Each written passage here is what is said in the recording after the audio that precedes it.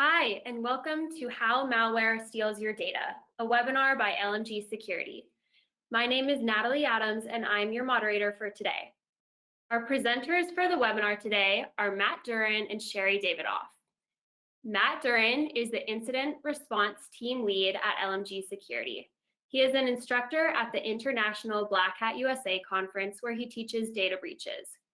He regularly conducts cybersecurity webinars and seminars for hundreds of attendees in all sectors, including banking, retail, healthcare, government, and more. A seasoned forensics professional, Matt specializes in incident response, ransomware cases, cryptojacking, and banking Trojans. Matt holds a bachelor's degree in computer science from the University of Montana and previously worked as a blue team field technician and system administrator for over 10 years. His malware research was recently featured on NBC Nightly News. Sherry Davidoff, our second presenter. Sherry is the CEO of LMG Security and author of Data Breaches. As a recognized expert in cybersecurity and data breach response, Sherry has been called a, quote, security badass by the New York Times. Her professional experiences are featured in the book Breaking and Entering, the extraordinary story of a hacker called Alien. Sherry is a GIAC certified forensic examiner and penetration tester, receiving her degree in computer science and electrical engineering from MIT. Her latest book, Ransomware Response, will be published early next year. And at this time, I will turn the webinar over to Matt and Sherry. Thank you so much, Natalie. It's a pleasure to be here today to talk about how malware steals your data. Some of you may have seen the news recently. Emotet, which is known as the world's most dangerous malware, removed itself finally from systems around the world. And this is the closing phase of a takedown operation that was coordinated by Europol and involved law enforcement from countries around Europe and Canada. So this is huge news. We don't know for sure if Emotet is gone forever. They've certainly had periods where the malware has been dormant for a while as the criminals behind it continue to improve it. But we do know that the operation involved the takedown of over 700 servers. And so the operations have certainly been dramatically disrupted, if not destroyed permanently. But what makes the Emotet malware so dangerous? Well, it is not just information stealing malware, it is also a threat distributor. And that is a trend that we have seen over the past decade or two that involves not just Emotet, but other types of Trojans as well. So today we're going to talk about information stealing malware. Matt and I are going to be the attackers. This is basically our favorite thing to do, right, Matt? We love being evil, being in the laboratory. We've downloaded some examples, in fact, purchased some examples of commercial hacking software that the criminals are using. So we're going to show you how we shop on the dark web, how we infect our victim, the capabilities of this commercial hacking software that is used to infect your computer, and then what the criminals can do with it. Everything from stealing malware to turning on your webcam and watching you to installing more malicious software, including ransomware. And finally, along the way, we're going to talk about how you can protect yourself and your organization. Feel free to add questions in the chat, and if they relate during the presentation, Natalie will bring those to our attention, or we will also have a Q&A at the end. Okay, so what is information stealing malware? Well, as it sounds like, it's malicious software that captures information from your computer. And this could be anything from the files on your computer to your passwords to your bank account information. Most information stealing malware, at least as a concept, started off as banking Trojans. A banking Trojan is malicious software that criminals use to steal your bank account password or to steal your credit or debit card numbers. So there was a very clear opportunity for financial gain. We saw those first emerge around 2008, 2009. And then criminals realized, hey, if we can steal your payment card numbers and anything you type into your web browser, we could steal all the files on your computer. And if we can steal all the files on your computer, we could install more malware, we could control your computer, we could even rent access to your computer to other criminals. And that is what they do today. So there have been many studies, including the one you see on the screen, talk about the evolution of these banking Trojans, how they started off aiming for banking data and ended up these operations, they became operations that made money by distributing other criminals' threats. like ransomware. On the screen here, you see an example of the Zeus banking Trojan. And when I say it's the granddaddy of banking Trojans, I mean that literally in some ways. The source code from the Zeus commercial hacking software has found its way into all of the major information stealing malware strains that we see today. And we're going to examine that a little bit more. Here you can see Zeus for sale on the Wall Street market before it was taken down. In this case, it was being sold for a little over $1,000. People have made all kinds of variants of it. In its heyday, Zeus had infected about 3.9 million systems around the world, and it was very, very effective at stealing usernames and passwords. In fact, the rise of Zeus is what prompted the FFIC and other regulatory bodies to recommend that banking customers use out-of-band authentication, so a little PIN sent to your phone.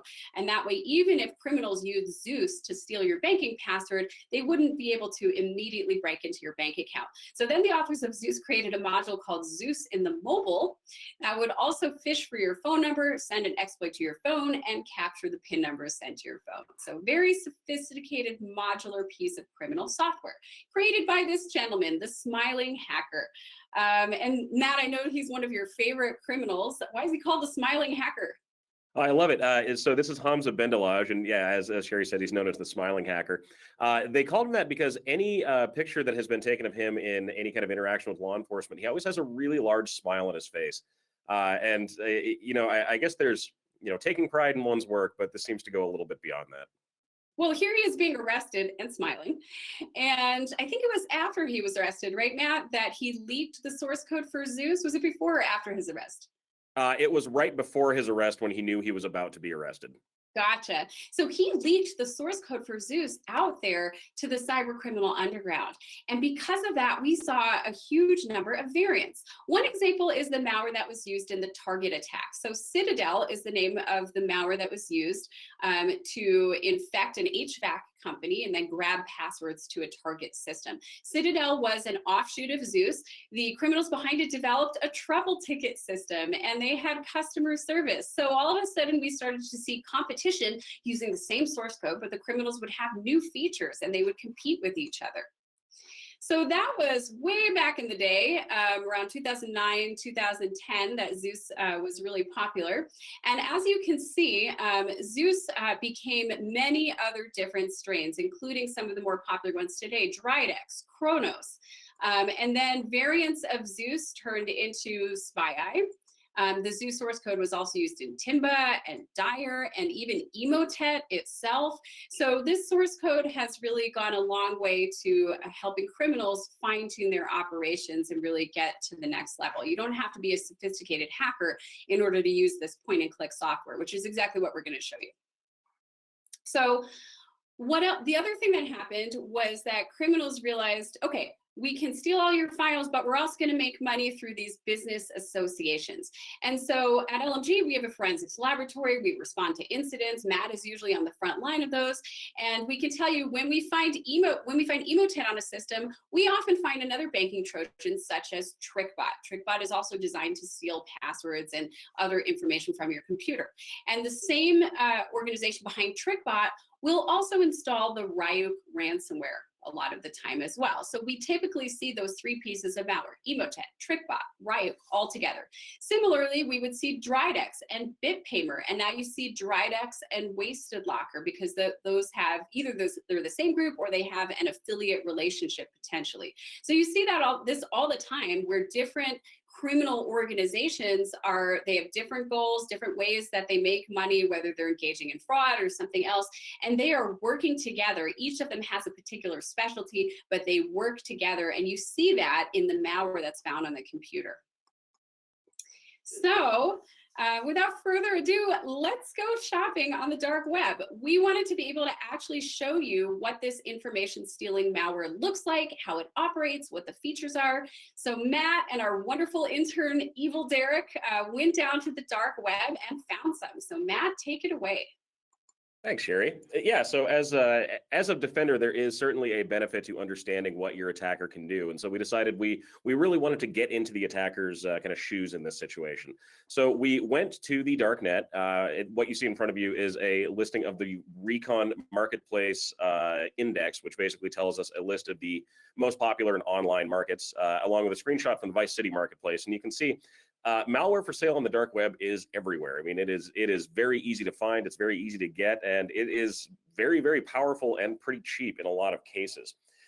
We decided we wanted to go for a very specific piece of malware, something that would fit the needs that we really needed in a remote access toolkit and an information stealing Trojan. So we went for a botnet originally called Venom. One, because it sounded really neat. And two, because it had a lot of the features that we were looking for. And what you see here is an advertisement from the White House market from the vendor Dr. Hacker, who was a great vendor for us and it came through on all of his promises. But this is going for about $199, or at least it was at the time we bought it. And what's kind of interesting about this is even on dark web marketplaces, which are worldwide marketplaces, they still tend to base a lot of their finances on the US dollar. So when we look at the actual price availability for it, we can see it is priced as a fiat currency of $199, regardless of what the specific cryptocurrency they're looking for is valued at that point.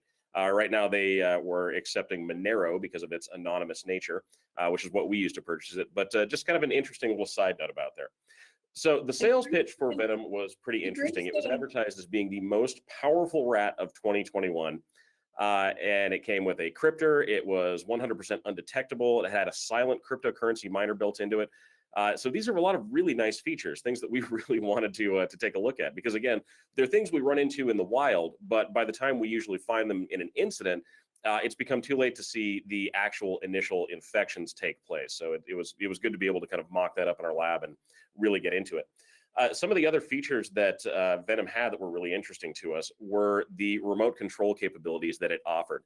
So Venom software was actually advertised to us not as a banking Trojan or a piece of malware specifically. It was actually advertised as productivity software.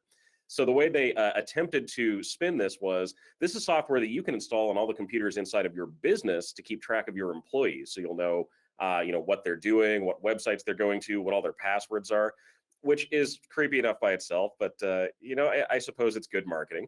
But two of the things that really got us about this one were the remote desktop availability and the ability to download and execute new programs. As we've seen with other information stealing Trojans, one of the big benefits is being able to take over a computer and then act as an access broker and install more malware. So that was kind of what we wanted to try out at first. So next up, you'll see a picture of us checking out. This is us buying the Venom Rat software. And again, we used Exabar or Monero to do this. They also accept Bitcoin, but they do not recommend it, which is an interesting change that we've seen in dark web marketplaces over about the last year.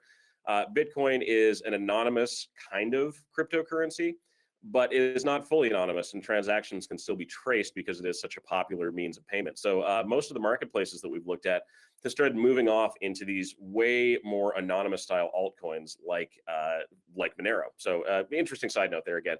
But you can see the message is signed by the seller, so we can verify who it is. We can decode messages from them, so we know we're not dealing with someone pretending to be one of the vendors on the darknet.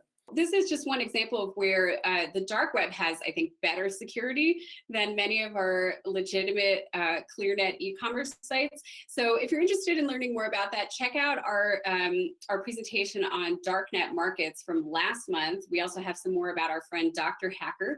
And we also have a whole separate presentation from February on how encryption works. So if you're interested, check those out. And Matt, we haven't yet been bamboozled by the dark market, by the dark web, have you? No, amazingly enough, everything we bought off of the dark web has been delivered to us exactly as it said it would, which is interesting because we know we're dealing with criminals at that point. But yeah. So this is the invoice for our purchase of the Venom Rat, and again, it comes through in a very kind of e-commerce style. We get instructions for payments. There are time limits put on the payment. Otherwise, we get charged a late fee for things, which is kind of interesting. And then you can see our confirmation sending our Monero off to the hacker's account, so we can actually have our software delivered to us. And as Sherry mentioned, I mean, they came through right away. We almost immediately got a link to download the software. We were able to verify that it was the correct software and kind of get on with our day at that point. Really smooth and seamless transaction. So this is what it looks like once we actually install it. This is a screenshot of the Venom Rat dashboard, which was a really, really nice looking piece of software. Somebody actually put quite a bit of time and effort into making this look very professional. The secondary screenshot you see there is us actually building our malicious executable. So this is the piece of malware that we're going to distribute to our victims to actually infect their computers, take control of them, and see kind of what other functions we can take advantage of, or what other nasty things we can do from the hacker's point of view. Now, that's not to say we didn't have some problems with this. As with any piece of software that you install or buy, occasionally there are pieces of it that don't work. So we had Evil Derek, our intern, work through their tech support areas, which they had a channel set up for tech support. And well, as it turns out, the response that he got was not the greatest. He was asking about a specific password sealer and a problem he was having with it. And by the time he got down to actually asking about it, the people in the tech support forum basically said, you shouldn't be using this. You should use something nicer. So what was supposed to be the world's most powerful rat was apparently not the world's most powerful rat. But it was fine because it gave us the opportunity to look for other pieces of software that we could kind of compare and contrast with. And that took us, as we are so fond of doing now, back to the dark web. So here's us looking again at the White House market, and this is us looking at another piece of remote access or information stealing malware called the Warzone Trojan, which again was advertised as being a very, very powerful piece of software, and they weren't kidding. It was a very powerful piece of software. This one went for about $156 at the time of purchase, and was kind of us expanding our portfolio. So if one is good, more must be better. So we wanted to have a kind of a listing of different information stealing Trojans to play around with here. I was just wondering if you could tell us some of the features of Warzone. So we still have the Venom Rat. The Venom Rat, you're going to see it in action in a few minutes. It did have a lot of great features, even though there were a few things that were clunky. The Warzone was kind of like next level. So if you could talk about that, that'd be great. Oh, of course. Yeah, Warzone had some really interesting pieces to it that we wanted to see kind of up close and personal. First off, it advertised Chrome password recovery, which we've seen other pieces of malware do before. But it basically, it means that it can go into your web browsers and steal the credentials and things that you have in there. We also saw that it had user account control bypass for Windows systems, meaning we could basically elevate ourselves directly to an administrative role. It had a mass software execute and automatic execution functions, so we could load new malware. It had an offline keylogger, which we thought was really interesting. So we can see everything that's being typed on a computer, along with automatic evasion when it came to Windows Defender Antivirus. It would automatically whitelist itself, which we'll show you how it did that here in just a little bit. But yeah, again, a very comprehensive list of really nice features. So we decided to take a look at it. So we bought it. We did. Success. And this is our download link. And if you've never seen us do a dark web transaction before, this is how a lot of that actually comes through. We'll buy our software, and then through encrypted communications, the seller will send us a link to an encrypted zip file that contains the software that we bought. We go and download it. We use the password to open it up. We verify it, and then we are good to go. And again, we haven't been messed with at all on the dark web at this point. Okay, so then once we had our remote access Trojan, it was time for us to infect our victim. So we have a small business network set up in our laboratory, and we created a phishing email because much of the time that's the way you are going to get infected with malicious software is through a phishing email. Either there will be a link or a malicious attachment or something along those lines. So here's one from Will Hack's account to Vic Tim. And again, much of the time, the from address, it may be from a legitimate account or someone you know, but their email has been hacked. So that's what's happening in this case. Will Hack's email has been hacked. We also see that the message was sent at high importance. So the criminals are often trying to create this sense of urgency, and they do that very effectively using whatever tools they can. There's an attachment, in this case, a bank statement that comes along with this, and that's where the payload is going to get delivered. But as we're going to see, there's not actually malware directly embedded in that attachment. We'll go into that in just a moment. You're still going to get hacked, don't worry. You'll also see some reassurance. Don't worry, this document has safety features enabled to enhance your privacy. And in this case, the criminals are trying to scare the recipient. This type of transaction is in violation of one or more of our banking policies. Kindly view the attached document and respond in order to prevent legal action. Oh my goodness, I'm so concerned. Also, don't tell anyone. There's a confidentiality notice at the bottom that says the content of this email is confidential, intended only for the individual to which it is addressed. So don't tell anybody. So what happens if you view the attachment in a web browser, like in Chrome or something like that? Matt, you want to walk us through this?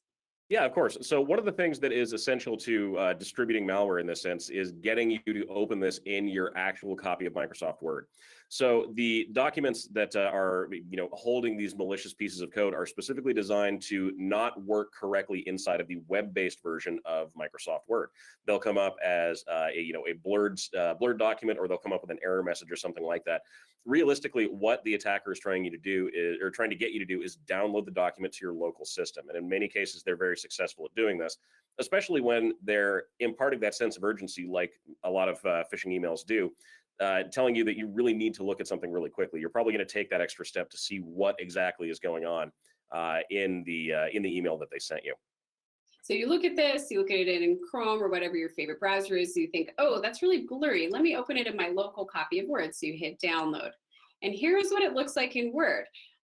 There's the images in there, and it says, this document has been set to blur due to security reason and for your safety. Kindly click option enable content above to view proper document. Obviously, this is not actually an error message from Microsoft. Microsoft has been very smart, and they put in these extra controls, disabling macros by default, so that the user actually has to take that extra step to enable them before running anything. So this is designed to protect the user, and the criminals know that. So the good news for us is that those protections do exist. The bad news is that users get tricked quite a bit, and they will click enable content because they really want to view whatever that blurry thing is. And what happens, Matt, when they click enable content? Well, once you click enable content, there is scripting embedded inside the document that will basically do the deed of infecting your computer. Now, as Sherry mentioned, there is no actual malware in that document. What we have is a piece of scripting, and this is what that scripting looks like after we deobfuscate it on the back end. The section that's highlighted is a web server, and the web server is actually hosting our malicious software. So what the document is doing is invoking PowerShell, reaching out to our web server, grabbing a copy of that malware, and executing it on your system, but it never actually loads the data onto your hard drive. This is a really kind of sneaky way of getting malware onto your computer without ever actually installing anything. So here's what the infection actually looks like. You can see our user will click to download the document. They will open the document inside of their local Microsoft Word. And we really want to view what's in the document. So we are going to go ahead and click enable content. And if you look on the right-hand side of the screen, we have Task Manager running, and that's showing you the active processes. Right there, as soon as we see PowerShell pop up inside of the active processes, the computer is infected. It happens that quickly. So again, it's very, very important from a security standpoint to never click enable content on a document unless you absolutely know where it's coming from and who sent it to you. Okay, so that was an example of a fileless attack. In a fileless attack, there's no actual malware in the document itself.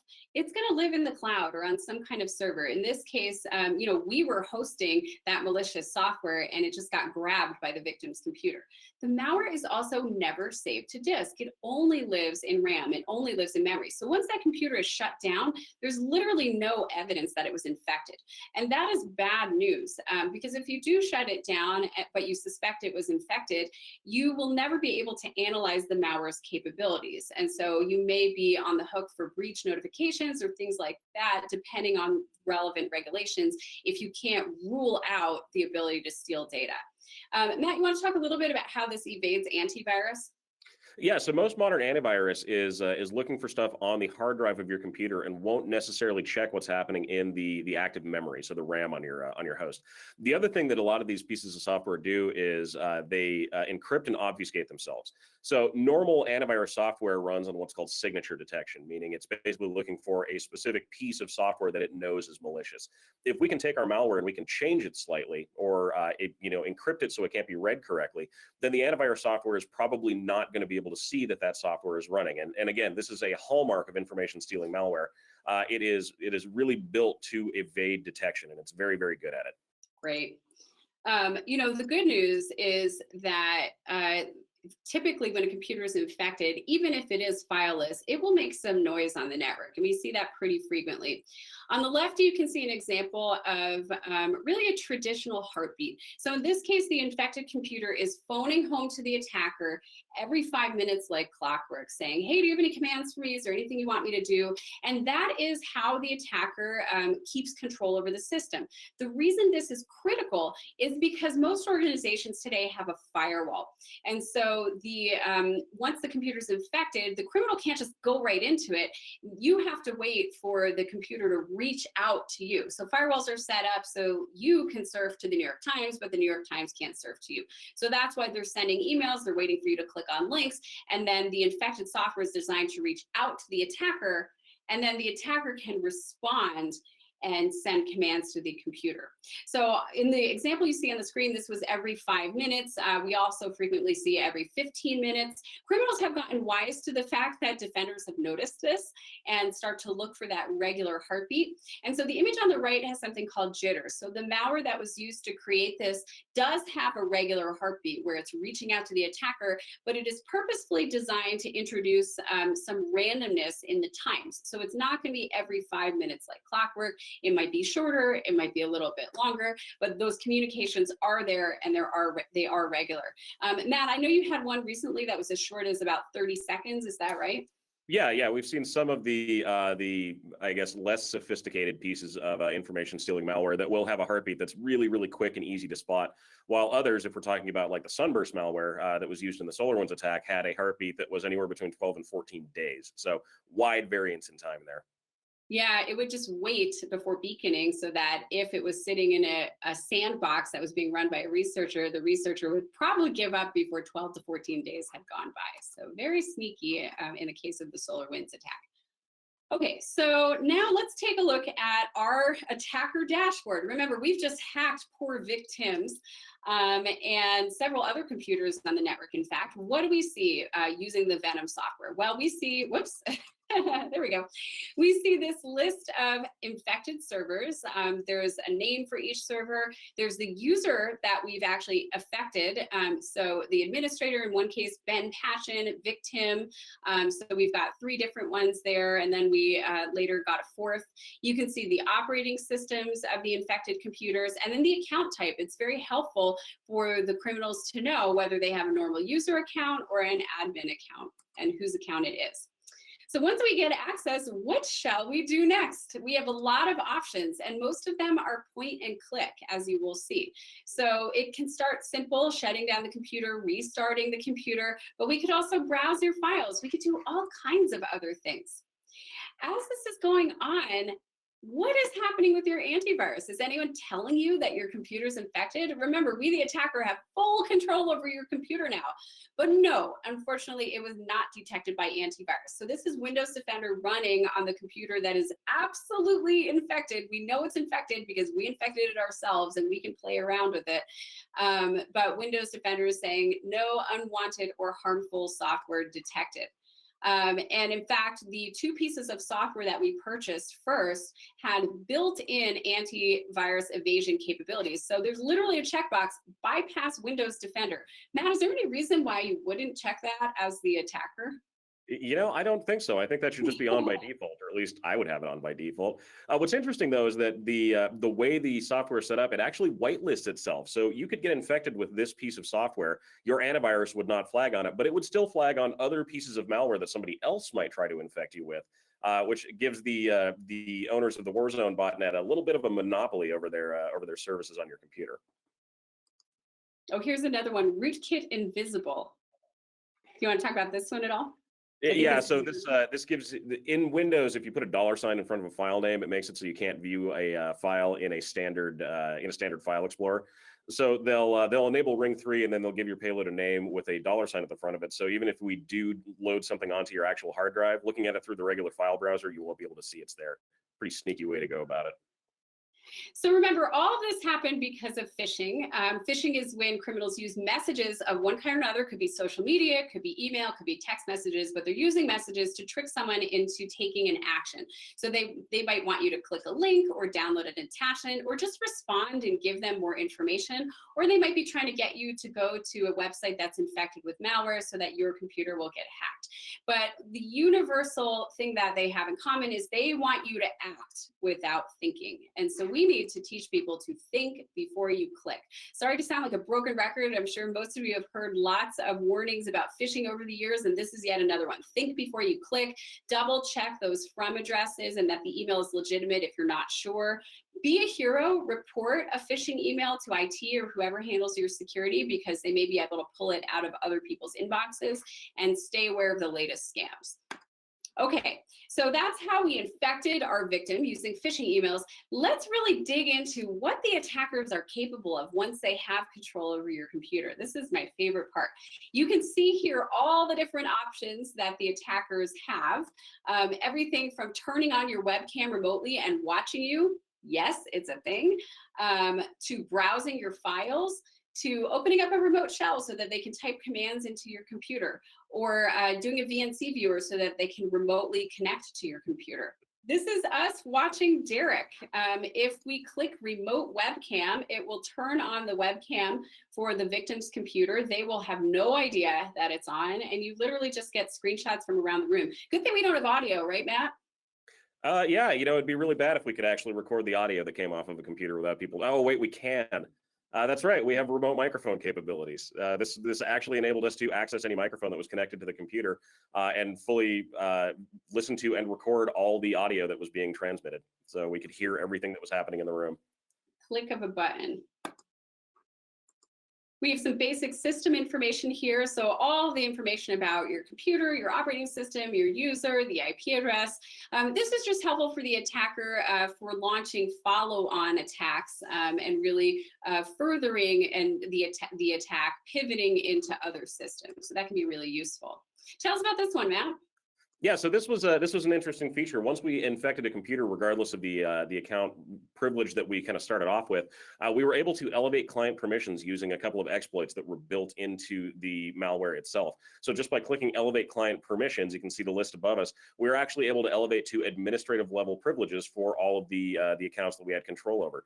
And really, what this means is we now kind of have the keys to the kingdom. We can do whatever we want on these computers because there is no user account control or any real permissions issues that are going to block us from being able to access things. This includes the file structure too. So now we have all the files. One of the other things that we had access to once we had administrative access was the Windows registry, which is basically the underlying structure of the operating system. So now we can change things on a base level on the computer if we want to. We can set up scheduled tasks. We can hide malware in the registry itself. We can set up basically malicious activities that a user will have a really, really hard time ever identifying. And this is the way that a lot of pieces of malware kind of gain their level of persistence on a workstation. It's also one of the reasons why when we come into a network that's been impacted by one of these pieces of software, we usually recommend wiping the computers out and starting from scratch, because finding registry changes or finding malicious software in the registry can be very, very difficult for an inexperienced responder. And if you miss something there, it can lead to a full network reinfection, which is absolutely a worst case scenario. Okay, so remember, one of the criminals' goals is to steal your passwords, and so we're gonna pick on Suntrust Bank.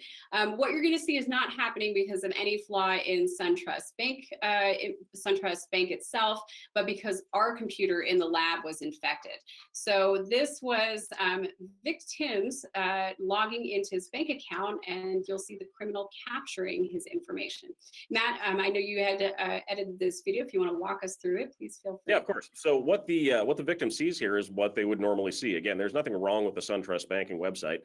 They're operating just as they normally would. In this case, even the user, once they click submit or sign on with their password, they're still going to be able to access that website and do everything they wanted to. But in the background, we're running a keylogger. So as the user is typing in their username and password, we're capturing all of those keystrokes. And now we're able to, in real time, scrape that data from their computer. So anything they type in, any passwords, any multi-factor authentication tokens, any credit card numbers, all of that becomes basically property of the hacker at that point because we're watching. And that keystroke logger is actually it's a really simple piece of software, but it's very, very destructive if used in the wrong hands. And it's also very easy to enable. Again, this is just a point and click piece of software that once we start it, it just grabs the information in real time for us. I think you made a really good point with the two-factor authentication, Matt, and I just wanted to reiterate that. Because if you were to type in, say, a PIN that was sent to your phone, the criminals would see that, and maybe that PIN is only good for a minute or 2 minutes, but they can actually see it getting typed in as you type it, and they can use it themselves. So that's pretty dangerous. Okay, so here you can see turning the keystroke logger on. That's it. That's all it takes. Click of a button and boom, it starts running. So what do criminals do with hacked bank account information? Remember, we have this trend towards specialization. Typically, the criminal that steals your bank account login information is actually not the one that's going to use it, not the one that's going to log in and monetize that. Today, we see them selling it on the darknet marketplaces. So you'll see, similarly, you'll see initial access brokers that are selling remote login credentials, and you see brokers that are selling bank account logins. On the screen, they're selling bank account emails and passwords with a $1,000 to $2,000 balance for $65 each. We also have a password scraper. So on the left, you can see what browser they were pulled from. This is from Warzone, and it automatically pulled all of the passwords from Chrome and Firefox, and probably any other browser that you might have running. It's literally that easy. And then on the right, you can see the list of passwords. So how can you prevent this? Well, use a password manager. Make sure that you're storing those passwords securely. Sometimes password managers like LastPass or Dashlane can also make your life easier in that there's ways to securely share passwords with team members if you do end up having a shared account, like a shared cloud account or something like that. So password managers are pretty inexpensive. Usually they're free for personal use, and for businesses, they're $3 to $4 per month. This is one of the #1 most important ways that you can secure your organization. So keep your passwords in a password manager. They are designed to resist attacks, and don't store them in Chrome, even if, or don't store them in your web browser, even though web browsers do their best to make it very secure. Also, if you do store your passwords in a cloud-based password manager like LastPass, remember to use two-factor authentication for that login, because you don't want things to be just protected with a single password. All right, there's some other capabilities of Warzone. You can actually search to find matching passwords. So let's say we're looking for a Microsoft password. We can search for Microsoft, and that'll just pop right up. Anything else you want, anything with bank in it, or blockchain, or social media, you can search for it, and those passwords will automatically pop up. So it's a very interactive and user-friendly system for stealing passwords.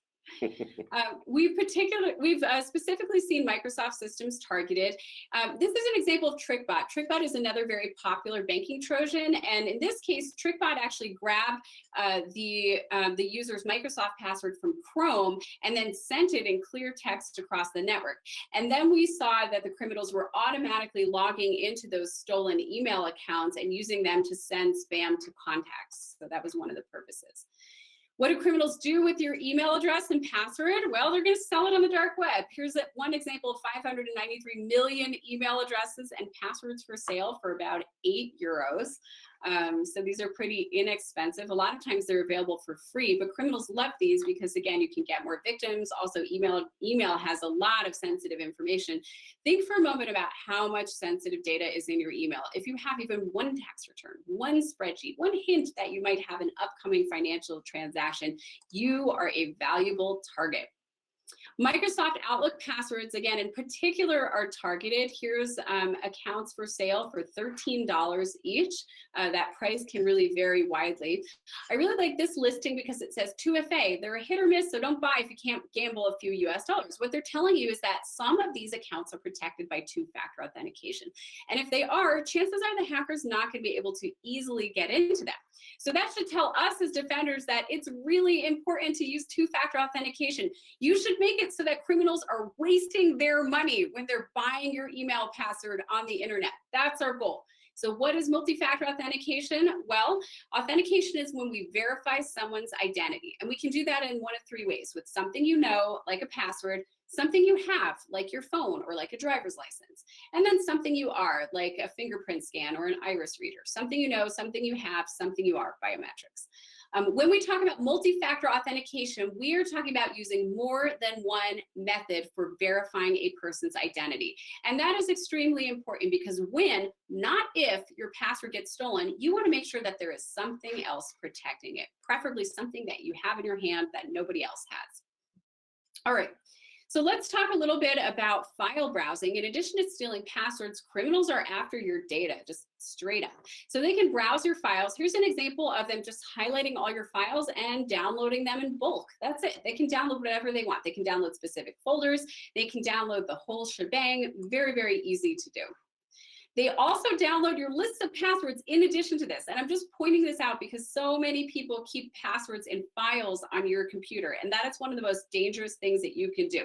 So don't store your passwords in your web browser. Don't store your passwords in files on your computer. They're onto you, and they have tools that will automatically pick those out and use them to log into your other accounts. So use a password manager.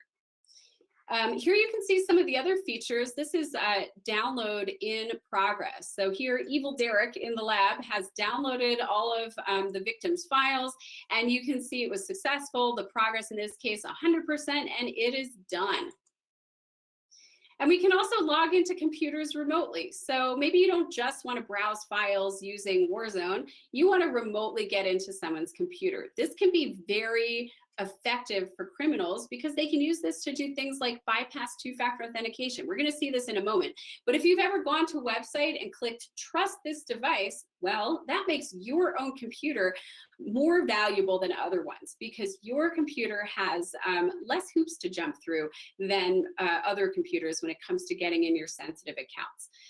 Criminals will take logins to your computer, like remote logins, and they will either sell them on the dark web or use them directly to get into your other systems or steal your data. So Matt, why don't you walk us through this one? This is an example of the criminal logging into your infected computer remotely with the click of a button, right? Yeah, there's a couple of notable things about this video that we'll talk about as we go through. First off, how easy it is to gain remote access to a computer once it's been infected.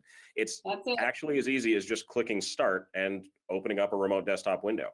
In this case, the attacker is able to log in, open up the browser that the victim uses, and because the user is storing their passwords in the browser and has trusted their browser, with a couple of clicks, they're able to bypass any authentication features at all and log directly into the victim's full Office 365 account. So at this point, the attacker really has access to everything. They've got Outlook, they've got ShareFile, they've got Teams, they've got everything they would need to either exploit the email account and spend or forward email out, send more spam email to other trusted contacts, or to download files that the user had sitting in their SharePoint repository. And once again, because we're using the victim's actual computer, most of the security blocks that would keep us from doing this are no longer an issue for us, which again is why this becomes such a valuable feature inside of a banking Trojan, or I'm sorry, an information stealing Trojan. I have to quit saying that. I know, the word banking Trojan is so passé these days. Yeah, so once we were inside the computer, we decided may as well poke around in the file system a little bit. We already know we have full administrative access to everything, so let's take a look at what else this user might have saved inside their browser. Here's us looking at saved payment details that are stored within Google Chrome, so we can go in, we can pull credit card numbers out, we can pull out bank account numbers, we can pull out all kinds of fun little information that that users really kind of overlook when they save this form data into the browser. And again, because we have full access to it, there's nothing stopping us from doing this. Yeah, they want this because they can sell it on the dark web and they could also monetize it directly. But again, we're talking about a lot of specialization within the cyber criminal underground these days. So they'll steal your credit cards and they'll collect them from lots of different computers and they'll sell them on the dark web. Exactly. The other thing we can go after is any personally identifiable information that you might have stored in your browser. So if you've got your address forms filled out, we can get your full name, your mailing address. We can get additional email addresses for you, your phone number, a lot of other contact information that you probably don't want just randomly winding up in the hands of a hacker out there somewhere, because this can be used for identity theft. It can be used for extortion. I mean, there's a lot of different ways to do this. And here we see an example of that. So this is from the cartel market. This is from the cartel market, and this is personal information for sale. This is exactly what we can kind of pull from our access to your computer. And in this one, you can see this is a fulls listing. So if you're not familiar with the term, fulls basically means this is a full data dump on someone. So this is going to be date of birth, social security number, name, address, phone number, mother's maiden name, pretty much everything you would need to either verify a financial transaction or apply for a credit card, anything that would be kind of a basically a personal-based piece of authentication, the attackers can now have access to, and they go for pretty cheap, usually about $1 per record. So we can also install and run new software. And here's where it gets really evil. So once the criminal has a foothold in one computer in your organization, they want to take over the rest of the organization. So Matt, I know you guys picked a reconnaissance tool first. Do you want to talk about what you picked and then what some of the other software is that hackers typically install? Yeah, for sure. So the first piece of software that we picked is actually one that we see in the wild in a lot of malware outbreaks in enterprise environments, and that's an advanced IP scanner. So really what it can do once we install our software and run this is it can map out your entire network. It gives us all the IP addresses, the host names, and it actually gives us folder level access to anything that has a shared folder out on the network using the administrative credentials that we've now scraped off of the computer. We can also use things like Mimikatz to harvest credentials and tokens for your system. We can use Process Hacker to kill off any additional antivirus you might have. We can use things like Cobalt Strike to establish other backdoors into the network, which is a really common occurrence that we now see. But really, we can do whatever we want. We have full administrative access. We have the ability to download and execute programs. I mean, the sky's kind of the limit at this point. So this is Warzone's automatic download and execute functionality, and it's really, really easy to set up for us. Essentially, all we do is host those programs that we want to execute on the same web server or a different web server where we're hosting our initial malware. And when Warzone executes, it'll reach out and grab that software and run it on the computer. And in a similar fashion to how the malware itself executes, we're not actually installing anything on the computer at this point. We're just running the software and then dumping it. So from a responder standpoint, it can turn out, depending on when we get to the system, it can become really difficult for us to actually know what might have been run unless there's some kind of telltale sign left behind. This is usually where we see Cobalt Strike come into play. And yeah, so this is kind of what that looks like. This is us using the advanced IP scanner. So we're scanning against other hosts that are on the network. We can see the manufacturer, we can see the MAC address, we can see the status of those clients.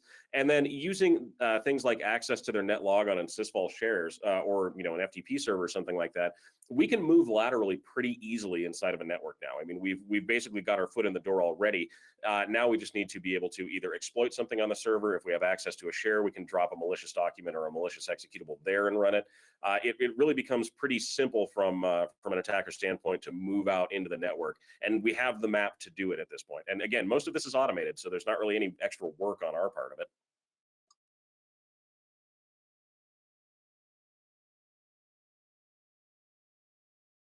So these are some of the other functions that we got with, this is the Remcos Rat. This is the third of the 4 remote access toolkits that we really played around with.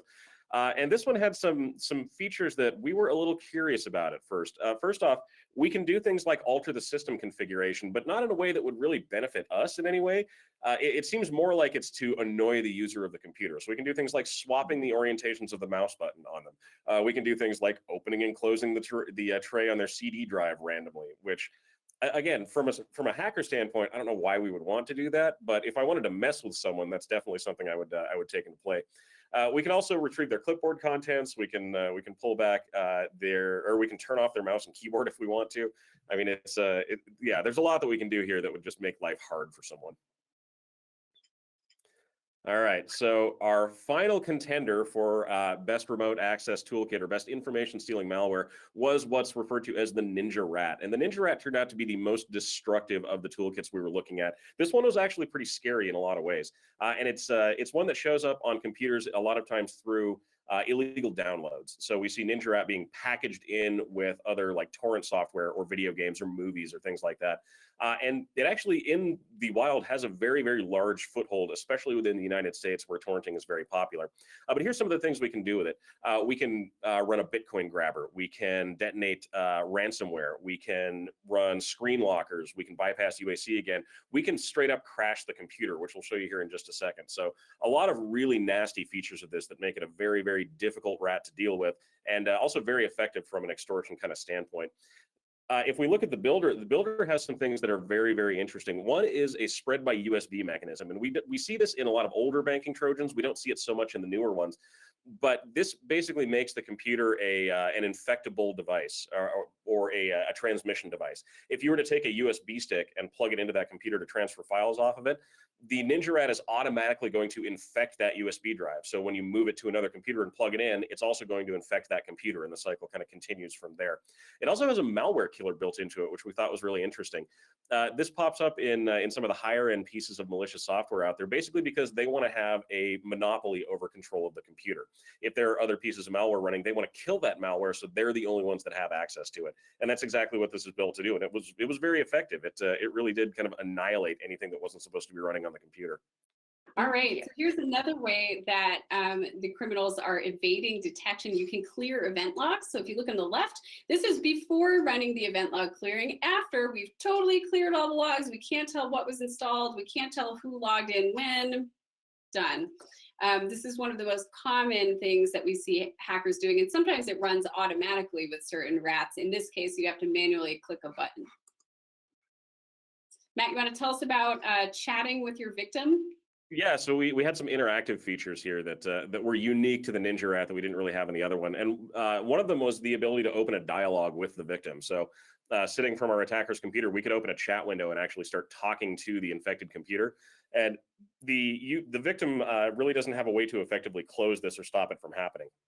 So again, if we're trying to extort someone or irritate someone or just troll someone in general, they have no way of stopping us from doing that. We have the ability to constantly bother them with these messages. We can also threaten them, which does happen a lot of times in cases where this type of software is installed. This was really interesting too. This was a text-to-speech engine. So we could put in a message and send it to our victim computer, and the victim's audio would play the message that we had just typed in as a computerized voice. This was actually something we noticed with the Maze ransomware strain when we were doing some experimentation on it a few months back, where once it took over a system, it would actually start audibly saying your computer has been hacked by Maze.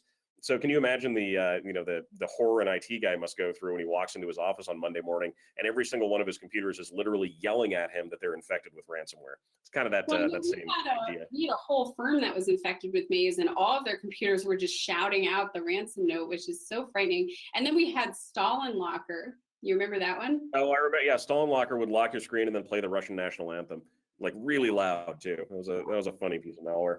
Yeah, so hacking is becoming a multimedia experience sometimes. And yeah, Okay. this was the final one. We could actually just crash the target's computer.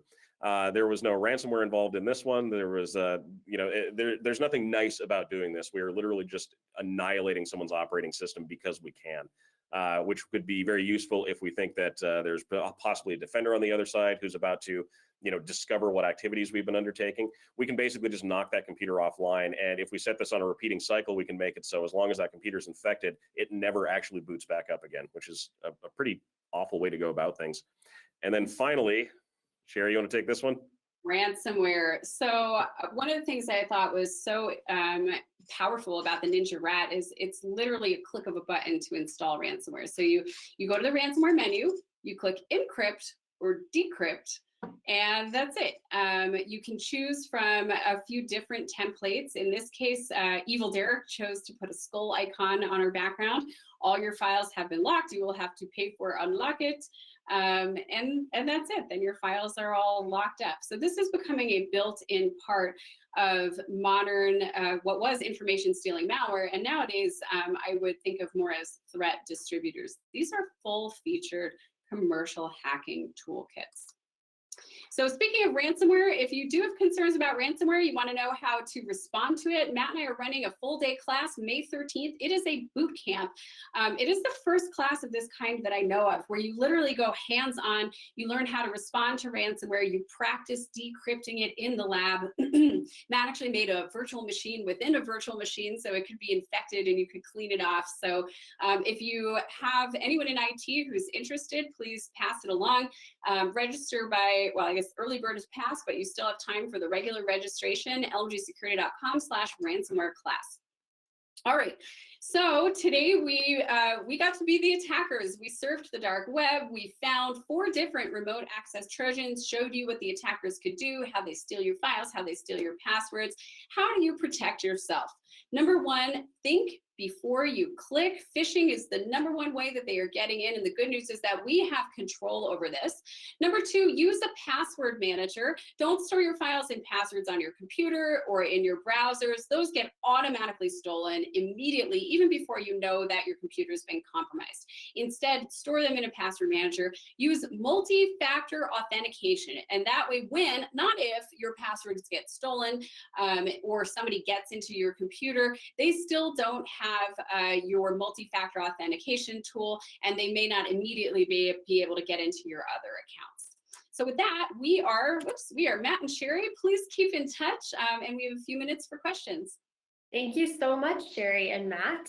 I just wanted to again remind attendees that you are free to submit any questions you have using the QA tab within the control panel. But we do have some questions that I want to start off with. The first one is, how can I tell if my computer is infected? Matt, do you want to take this one, since this is I'll take really this your job as the incident responder? Yeah, so there's a couple of telltale signs that that you as a user can normally see if your computer has been infected. Now, it's not always the case. Again, remember, these pieces of malware are really, really good at hiding. But what we would probably look for would be things like strange pop-ups happening is always kind of a telltale sign.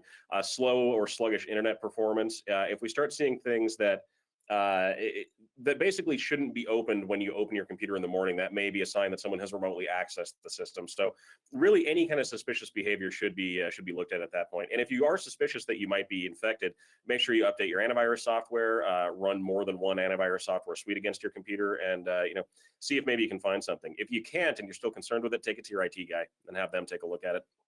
Great, thank you for that explanation. The next question is, what should I do if I opened a phishing email? Yeah, we actually get this question a lot. A lot of people worry if someone in their organization opened a phishing email, you could get hacked. But typically, you have to actually click on a link or open an attachment. Modern mail clients are designed so that it's pretty hard for malware to actually break your system just by opening an email. So if you opened it, but you didn't actually click anything or interact with it, don't worry about it. You can always delete it or send it to your IT person or security person. If you did click a link or open an attachment that you think may have been suspicious, definitely notify the correct person in your organization right away so that your computer can be checked out. Wonderful, thank you. Another question is, if the LimeRat is so effective at wiping out malware, should I run it periodically? This kind of thing has been going on for years. I once had the opportunity to interview an adware author. This was about 10 years ago, and he talked about how much work they put into cleaning off all the other malware in the computer because they wanted to be the only adware popping up. So unfortunately, certain types of malware can actually make your computer cleaner. That said, antivirus software and anti-malware software probably does a better job of it. That sounds very important. Thank you, Sherry and Matt, for taking the time to answer those questions, and thanks to all the attendees for submitting the questions. Once again, my name is Natalie Adams with LMG Security. Thank you again for attending today's webinar, and have a great rest of your day.